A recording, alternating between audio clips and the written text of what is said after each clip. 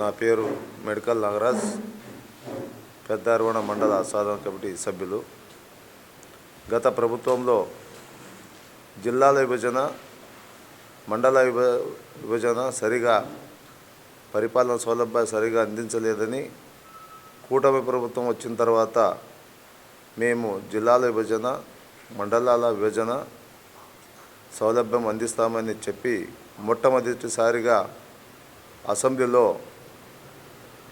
Adoni MLA Parthasarathi గారు ఆదోని మండలాన్ని 1,30,000 ఉన్న జనాభాని 4 మండలాలుగా విభజించాలని కోరినప్పుడు మేము దానిని దృష్టిలో ఉంచుకొని పెద్దారవణాన్ని మండలం చేసుకోవాలని ఒక సాధన కమిటీ చేసుకొని మా ఊర్లో జనాభా 15,000 జనాభా ఉన్న గ్రామాన్ని 4 మండలాలు అంటే దాంట్లో పెద్దారవణం, పెద్ద తుంబలం, ఆదోని 2గా విభజించాలని మేము కూడా ఒక ఆశతో ముందడుగు వేయడం జరిగింది.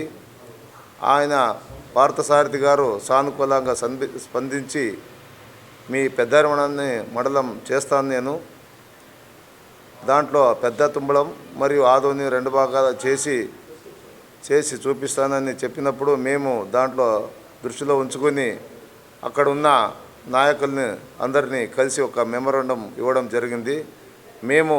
మాకు దగ్గరలో 10 కిలోమీటర్ల లోపల ఉన్న గ్రామాలని ఎంచుకొని మిగతా పక్కనే ఉన్న వేరే మండలాలు ఉన్న 5 గ్రామాలను ఎంచుకొని మేము ఒక సాధన కమిటీ తరఫున అందరికీ మెమోరాండం ఇవ్వడం జరిగింది.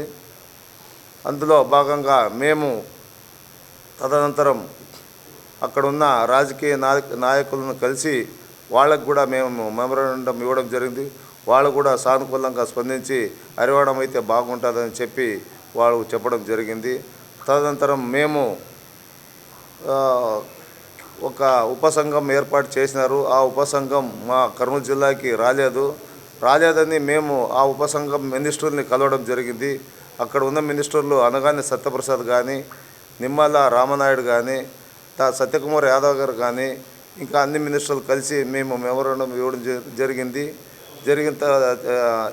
జరిగిన తర్వాత వాళ్ళు మేము పెద్దారవణం మండలంని చేస్తామని వాళ్ళు హామీ ఇవ్వడం జరిగింది.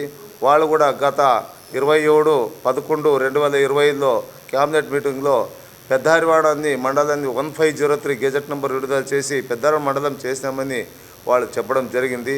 తదనంతరం ఒక కర్నూలు కలెక్టర్ గారు 1503 గెజెట్ విడుదల చేసిన తర్వాత అభ్యంతరాలు పెట్టి ఒక 17 గ్రామాలకి మా పెద్దారవణం మండలం అనౌన్స్ చేయడం జరిగింది. అభ్యంతరాలు పెట్టి అది దాంట్లో ఒక కుట్ర రాజకీయాల వల్ల 17 గ్రామాలు ఉన్న మండలాన్ని 16 గ్రామాలు దూరంగా ఉన్నాయని చెప్పి వాళ్ళతో స్లోగన్ ఇవ్వడం వల్ల ఇబ్బందికరంగా మారి తదనంతరం అక్కడున్న రాజకీయాల కుట్ర వల్ల ఒక రకంగా పెద్దారవణం మండలం చేయకూడదని ఉద్దేశపూర్వకంగానే వాళ్ళు మళ్ళీ ఒక మండల తీర్మానం ఏర్పాటు చేసి దాంట్లో ఆదోనిని 1, ఆదోని 2ని విభాగాలకు చేసి వాళ్ళు అక్కడి నుంచి క్యాబినెట్ మీటింగ్ అందించడం జరిగింది. తర్వాత ఆ తీర్మానాన్ని తీసుకొని ఇక్కడ క్యాబినెట్ మినిస్టర్ అందరూ కలిసి దాన్ని పెద్దారవణం క్యాన్సల్ చేసి 531 జీవో విడుదల చేసి ఆదోని 1, ఆదోని 2 లాగా విభజించి వాళ్ళు ఇవ్వడం జరిగింది. ఆ రోజు నుంచి మేము గత 30/12/2025న ఈ గెజెట్ విడుదల చేయడం జరిగింది. ఆ రోజు నుంచి మేము ఈ రోజు వరకు అక్కడ పెద్దారవణంలో ఒక రాస్తారోక రిలే నిరవధిక నిరాదీక్ష ఆ రోజు నుంచి ఈ రోజుకు జరుపుతూనే ఉన్నాము. తదనంతరం మేము ఇక్కడ ఉన్న మినిస్టర్ మళ్ళీ అయ్యా మేము కోరేది ఒకటే, మా పెద్దారవణం మండలిని ఆ జీవోని మళ్ళీ సవరణ చేసి అదే జీవాన్ని కొనసాగించి మాకు మండలం అందించాలని కోరుకుంటామని మేము ఇక్కడ మినిస్టర్లు అడగడానికి ఈరోజు రావడం జరిగింది.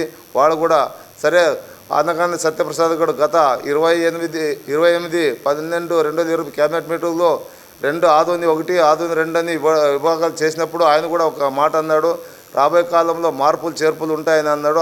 దాన్ని దృష్టిలో ఉంచుకుని ఈరోజు మినిస్టర్లు అందరినీ కలవడం జరిగింది. వాళ్ళు కూడా సరే అని అనడం జరిగింది. అందుకే ఈరోజు మేము కోరేది అయ్యా చంద్రబాబు నాయుడు గారు నారా లోకేష్ గారు, పవన్ కళ్యాణ్ గారు ఒకటే కోరేది, మేము మా పెద్దారెడ్డి మండలాన్ని పెద్ద మా ఊరు, అది పెద్ద మేజర్ పంచాయతీ మాకి దగ్గర 10 కిలోమీటర్లు ఒక 15 గ్రామాలు ఉన్నాయి. ఆ గ్రామాలు కలిపి మాకు మండలం కొనసాగించే వరకు మేము కూడా ఒక నిర్ణయానికి వచ్చినాము. ఏం నిర్ణయం అంటే అది మన గ్రామాన్ని మండలం చేసే వరకు ఏ రాజకీయ నాయకుడికి పెద్దవాడి మీద ప్రవేశం లేదు. ఒక బోర్డు నిర్ణయం జరిగింది. దానికి అనుకూలంగా మేము కూడా ఇంకొక నిర్ణయం కూడా చేయడం జరిగింది. ఏమంటే అది మేము ఈ గత నెక్స్ట్ ఎలక్షన్స్ ఏమన్నా స్థానికంగా కానీ అసెంబ్లీ కానీ మండలం ఇచ్చే వరకు మేము ఆ ఎలక్షన్ కూడా జరపకూడదని మేము కూడా ఒక నిర్ణయం ఊరంతా ఏకదాటిగా నిలబడి ఇవ్వడం జరిగేది. అందుకోసమే మేము కోరేది ఒకటే, మాకు పెద్దవాడి మండలం చేయాల్సిందే, చేసే వరకు మేము పోరాటం ఆగదు. ఈరోజు కూడా మా ఊర్లో అది ఆగే వరకు కూడా మేము మా నిరాదీక్ష చేయాలనుకున్నాము, చేసి తీరుతాము. దయచేసి అందరినీ కోరేది ఒకటే, దయచేసి మా దయవల్ల మీ దయవల్ల మాకు మండలం అయ్యేలా కోరాలని చెప్తున్నాం. గత ప్రభుత్వం న్యాయం జరగలేదు మనకు. ఈ ప్రభుత్వం కుటుంబ ప్రభుత్వం వచ్చినాక మనకు మండలాలు విభజిస్తారని చెప్పడంతోనే మనం మండలం కోరడం జరిగింది. ఆ మండలం కోరిన విధానం దగ్గర 4 నెలలు మొత్తం ఊర్లో ఉన్న కొంతమంది మనం ఒక సంఘాన్ని ఏర్పాటు చేసుకుని ఆ మండలాన్ని స్థాపించుకున్నాం సార్. ఆ స్థాపించుకుంటే ఈ ప్రభుత్వం గెజెట్ ఇచ్చింది. గెజెట్ ఇచ్చిన తర్వాత దాన్ని మనం సంబరం చేసుకుంటాం అనే లోపలనే అక్కడున్న కొంతమంది రాజకీయ నాయకులు బీసీ, అక్కడ మన ఎమ్మెల్యే ఒక ఆయన బీసీ, తర్వాత మన కురువ కార్పొరేషన్ చైర్మన్ బీసీ, వీళ్ళు ఎదుగుతారని, వీళ్ళు ఎదగకుండా చేయాలని కేవలం కుట్రతోనే ఈ పని చేసినారు సార్. మనకు మండలం రాకుండా అడ్డుకున్నారు, వచ్చిన మండలాన్ని రద్దు చేసినారు. దానికి కారణం వాళ్ళే సార్. వాళ్ళు ఇడిస్తే ఎవరు చేయలేదు.